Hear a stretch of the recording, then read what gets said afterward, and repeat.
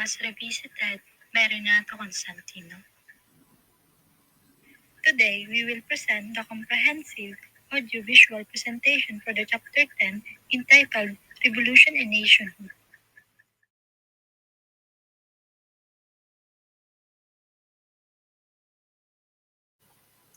Introduction. The concept of an independent country has its origin in the dispersed and fragmented rebellion against the Spaniards. Inside this chapter, the reformation of movements to highlight the ills of Spanish colonialism is discussed, with one of the propaganda campaigns being Rizal's No Limitang Hire. So dito daw sa chapter na to, dito natin madidiscuss kung paano tayo nagsimulang makipaglaban sa Spaniards. Kung paano tayo ginising ng mga bayani natin mula sa pagkakaalipin sa mga banyagang ito para ipagtanggol ang sarili nating bayan.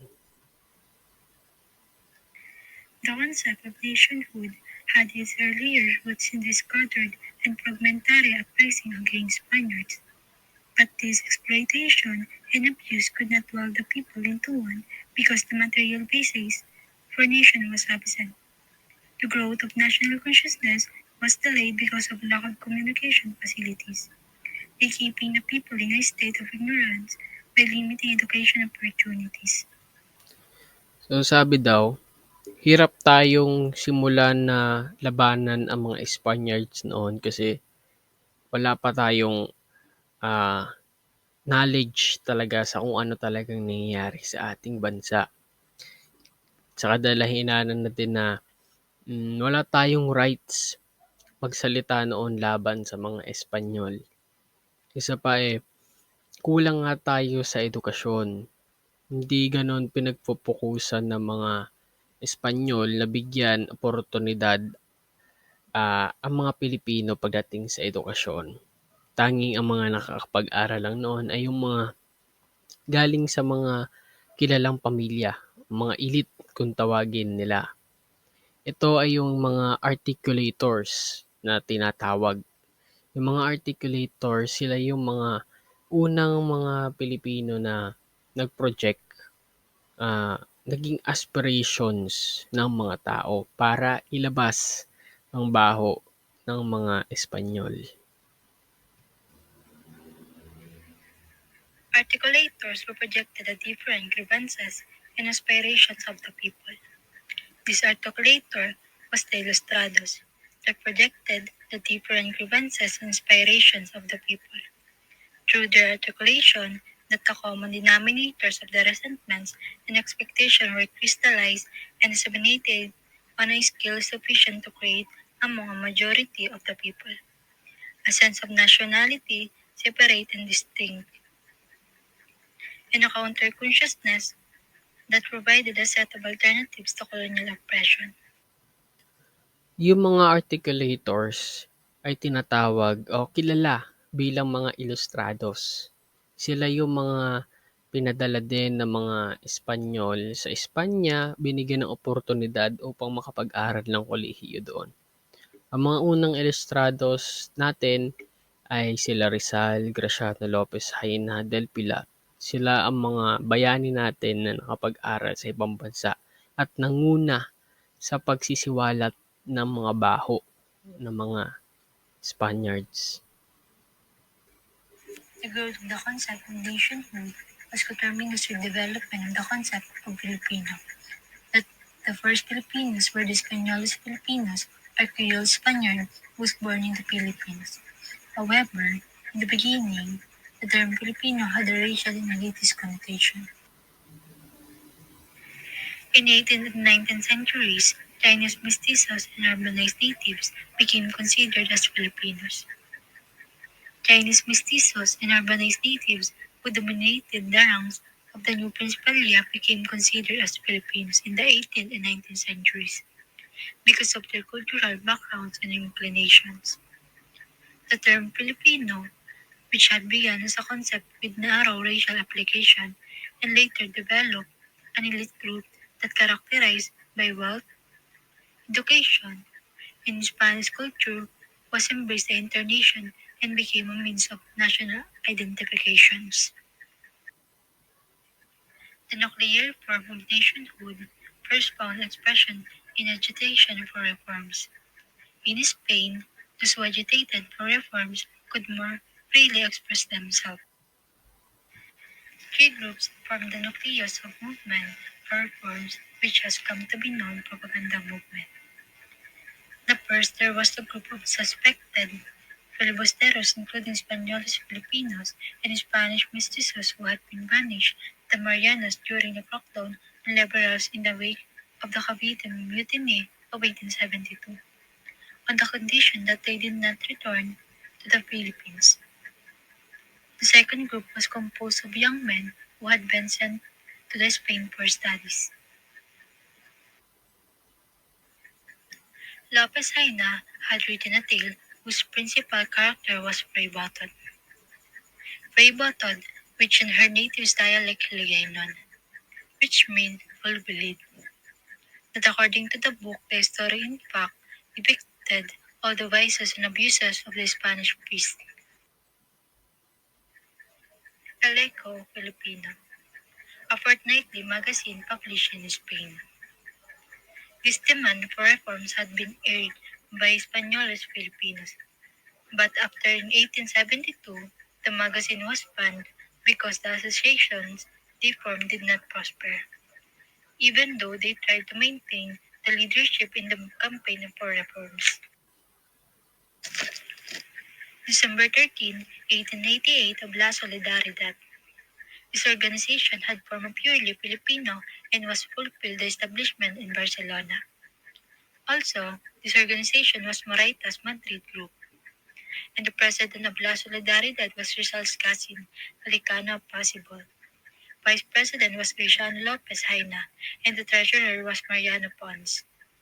In London at the time, Rizal was named honorary president because the Possible could not hold the wrangling reformers together. Failures to publish propaganda.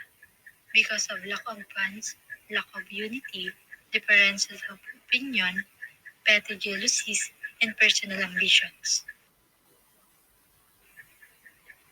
The Filipino Propagandist in February 1889 has new publication. In February 1889, the Filipino Propagandist has a new publication which they called La Solidaridad, which existed for more than 5 years. It was founded on February 15, 1889 up to November 1895. On the pages of La Solidaridad, the propaganda movement was demanded for Filipinos' freedom of the press, of speech, and of the assembly, equality before the law, participation in the affairs of government, and also social and political freedom. They also asked for promotion of education, a stop abuse of the Guardia Civil, and an end to arbitrary deportation of citizens. The focus of revolutionary movement was in the Tagalog provinces. These provinces was most affected by growing commercialization of economy. That the revolution spread rapidly and often voluntary to other areas shows that through centuries. In the case in the Philippines, the urban radicalism spread to the rural masses are be able to maintain the long struggle after the metropolitan districts been subdued. One of Spain's projects was tobacco monopoly. These factories were employing around 20,000 workers during the years from 1850 to 1882. But besides of planting tobacco, they also manufactured both cigars and cigarettes and set 5 factories in Manila. The thousand of workers was developed through solidarity of interests as Filipinos, but not yet proletarians. Economic progress had depressed the living of masses, both absolutely and relatively. This is because of successful development of cash crops. They are suffering in land rentals. It increased year to year. Landowners force tenants to concentrate on their own cash crops and no longer share for their food supply. Resentment was particularly against the land grabbing activities of the freers and against their other exploitative practices. They were not only Spaniards, but also religious against the charge of hypocrisy and noncompliance with their own preaching. They also absentee landlords, who left the management and supervision of their estates. An economic depression had set in during the period from 1891 to 1895 that was characterized by an unstable currency and exchange, and even the higher wage since 1898 partly compensated for the previous hardships of Filipino worker by a declining medium of exchange was especially hard on the Filipino, laborer and small producers. The Ilustrado tried for political and economic parity with the Spaniards. During the propaganda period, the Ilustrado drive for political and economic parity with the Spaniards expressed itself in calls for exchange, which were largely inspired by Spanish demands for reform of their own government. Katipunan must begin with a look into the class background of its leaders. Deodata Aureliano, its first president, studied bookkeeping at the Ateneo Municipal and upon graduation worked as assistant clerk in the Artillery Corps. Teodoro Plata was the nephew of Gregorio de Jesus, Bonifacio's second wife, and his father was a mail carrier. Ladislao Diwa was an employee of the court of Quiapo and subsequently became clerk of court in Pampanga. Valentin Diaz was also a court clerk. He helped to draw up the statutes of the Katipunan. Bonifacio influence of Plaridel. Bonifacio's mother was a Spanish mestiza who used to work as cabecilla in a cigarette factory. His father was a tailor and served as a teniente mayor of Tondo. His first earnings was from making walking canes and paper pans. Later worked as a messenger for Flemings and Company and a salesman for tar and other goods sold by the same firm. His last job before the revolution was a bodeguero or a warehouseman for Fresel and Company.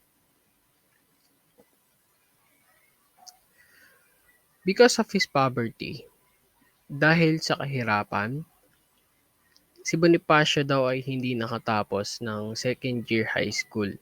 Pero si Bonifacio ay isa sa mga estudyante na pinakamagagaling magbasa at ah, hilig niyang magbasa lalo na pag sa subject na revolution. Nung ma-discover ng mga Guardia Sibil noon na si Rizal ay nasasangkot sa mga ah, revolutionary na mga aktibidad, inimbestigahan nila ito at hinanap nila ang bahay ni Bonifacio. Doon nila discover yung iba't ibang kopya ng mga sulat ni Rizal na La Solidaridad, mga liham na galing kina Del Pilar, mga Freemason documents at iba pa. Isa si Marcelo Del Pilar sa may pinakamalaking na-contribute para kay Bonifacio.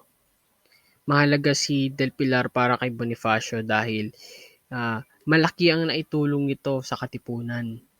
Dahil si Del Pilar, unlike ni Rizal, ay naniniwala si Del Pilar mm, na ang pakikipaglaban, ang way ng pakikipaglaban nila Bonifacio ay tinawag niyang last resort na kung saan kung wala nang ibang naniniwala sa peaceful na pakikipaglaban, ito ay nararapat lamang.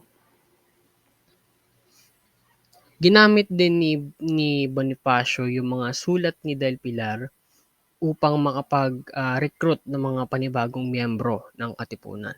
Kaya napakalaking tulong ni Del Pilar kina Bonifacio. Yun nga lang, si Del Pilar ay pumanaw sa Espanya noong taong 1896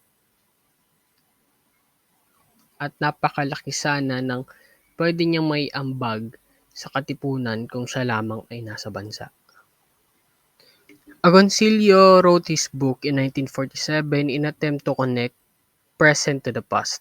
Themes from 1890s such as mistreatment and deception by the propertied elite, the development of a plebeian leader, and the people uprising against Spain are all were played out indirectly in the late 1940s.